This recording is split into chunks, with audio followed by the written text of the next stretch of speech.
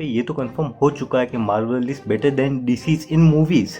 बहुत सारे लोगों का ये कहना है कि डीसी जैसे कैरेक्टर मार्वल के पास नहीं है। लाइक सुपरमैन, कि अगर सुपरमैन जैसा कैरेक्टर मार्वल में होता तो हमें बहुत भयंकर भयंकर फाइट के कॉम्बिनेशन दिख सकते थे, जैसे Hulk versus Superman, Thor versus Superman. पर लोगों को लगता है उनकी ये इच्छा अधूरी अधूरी रह जाएगी, और मैं आपकी इच्छा पूरी कर सकता हूँ। मार्वल के कुछ ऐसे कैरेक्टर बताकर जो जस्ट लाइक सुपरमैन है।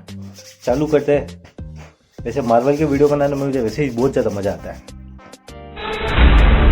सेंट्री, वो सेंट्री है सुपरमैन, बट वो सटका हुआ सुपरमैन है। के अंदर ही अंदर दो पर्सनैलिटी एग्जिस्ट करती है, रॉबर्ट रेनॉल्ड्स की और एक वॉइड की। दोनों पर्सनैलिटी में कौन सी पर्सनैलिटी कब जागे ये किसी को भी पता नहीं है। तो बढ़िया फैक्ट बताता हूँ, सेंट्री उसी सीरम से बना है जिससे अपने कैप्टन अमेरिका और हल्क बने हैं, पर ये सीरम मिलियंस ऑफ टाइम ज़्यादा पावरफुल है दूसरे वाले सीरम से। और सबसे ज़रूरी बात, सेंट्री वही सुपर हीरो है जिसने वर्ल्ड वार हल्क में हल्क के सबसे स्ट्रॉन्गेस्ट फॉर्म में हल्क को टक्कर दी थी और उसको नॉर्मल फॉर्म में लाया था। थंडरबोल्ट्स में आने वाला है, फिर पैर पड़ोगे मेरे, देखना। ग्लैडिएटर, ग्लैडिएटर एक प्रोटेक्टर है ऑफ हिज शिनार एम्पायर। बिल्कुल ही दूसरा प्लेनेट है और ये उसी लोगों को सर्व करता है। ये फिजिकली बहुत बहुत बहुत स्ट्रॉन्ग है। जब तक इसकी स्पीड की बात करूँ, ये स्पीड ऑफ लाइट से चलता है। यूनिवर्स के बहुत बड़े बड़े कॉस्मिक बीइंग से भी लड़ चुका है। एग्जाम्पल के लिए गैलेक्टस ने थॉर तक को हराया हुआ है। एक सिंगल पंच में एक पूरे प्लेनेट को डिस्ट्रॉय किया हुआ है। ये पूरा इनवनरेबल सुपरमैन है। ऐसा फन फैक्ट, इसका जो अल्टर ईगो है उसका नाम क्लार्क है। नाम सुपरमैन के काल नाम और क्लार्क नाम दोनों को मिला के बना हुआ है। तो स्ट्रॉन्गेस्ट हाइपीरियन। तो जब मैंने हाइपीरियन को पहली बार देखा था एवेंजर्स के शो में, मुझे लगा था ये कोई सुपर हीरो है बिल्कुल सुपरमैन जैसा। उसी जगह मैं फंस गया था, क्योंकि ये एक सुपर हीरो नहीं है, ये प्रॉपर सुपर विलन है। हाइपीरियन मार्वल के 616 यूनिवर्स का नहीं है, 13034 यूनिवर्स का है। यहाँ पे एक सुपर हीरो इस यूनिवर्स में आके इसके एवेंजर्स से बहुत सारे कॉन्फ्लिक्ट की वजह से एक प्रॉपर सुपर विलन बन जाता है। हाइपीरियन ऑलमोस्ट सुपरमैन जैसा है, बस इसको एक चीज ही डिफरेंट बनाती है सुपरमैन से, वो है इसका motive. Omega the unknown character Marvel comic का ही है। इसकी कॉमिक बुक 1976 से 1977 तक इसकी एक कॉमिक बुक भी चली थी। कॉमिक बुक को कैंसिल कर दिया था बिकॉज ऑफ लो व्यूअरशिप। ये लोग ओमेगा द अननोन के बारे में नहीं जानते। ओमेगा एक एलियन रेस से बिलोंग करता है, और जब इसके ऊपर स्पेस रोबोट अटैक करते हैं तो ये वहाँ से इंस्केप होके अर्थ पे आ जाता है और एक 12 साल के बच्चे जेम्स के साथ कनेक्शन इस्टेब्लिश कर लेता है, just like a venom. Marvel comics में क्रॉस ओवर नहीं हुए क्योंकि इसको बहुत जल्दी गायब कर दिया गया है। हिस्ट्री में तो है, क्या पता हमें आगे जाके ये दिख सकता है।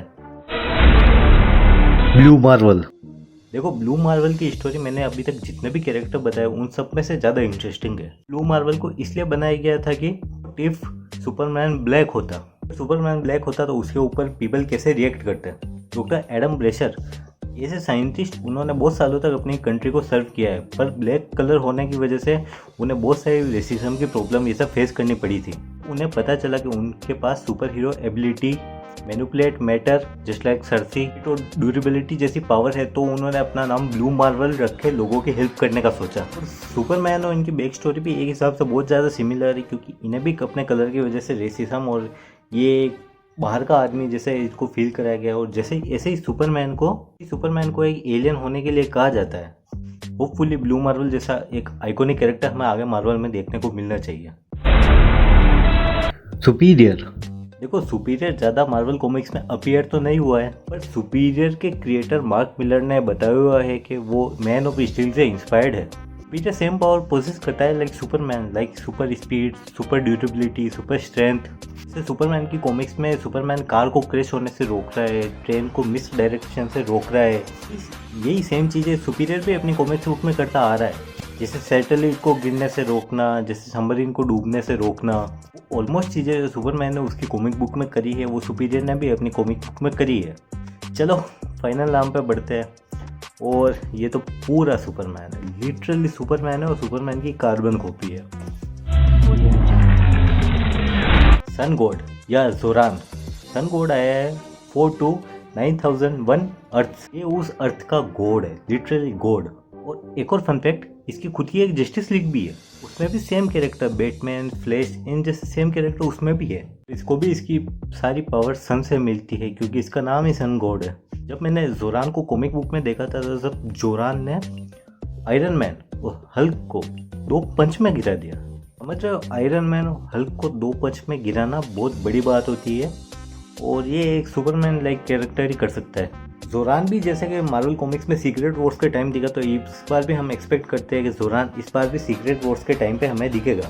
उनको मार्वल कॉमिक्स में इतना इम्पोर्टेंट नहीं समझा गया, पर मैं चाहता हूँ कि जोरान जब मार्वल मूवीज़ में आए तब इसको एक मेन और एक स्ट्रॉन्गेस्ट और परफेक्ट एंट्री के साथ इसको एक अच्छी अपीयरेंस दें, और उम्मीद करता हूँ इसका हमें फियर भी देखने को मिले, जैसे हमें सुपरमैन का देखने को मिलता है। अगर इसकी सटक गई, जैसे अनजस्टिस में इसकी सटकी थी, तो क्या कुछ हो सकता है। तो ये मार्वल के वो कैरेक्टर थे जो बिल्कुल ही सुपरमैन जैसे थे। एक कैरेक्टर और है इकरिस, उसका नाम मैंने नहीं लिया क्योंकि उसमें और सुपरमैन में बहुत सारे डिफरेंसेस भी है, जो मैं बाद में आपको कभी किसी और वीडियो में बताऊंगा। जितना आप कमेंट में बताओ आप किस कैरेक्टर को देखने के लिए सबसे ज़्यादा एक्साइटेड हो मार्वल में।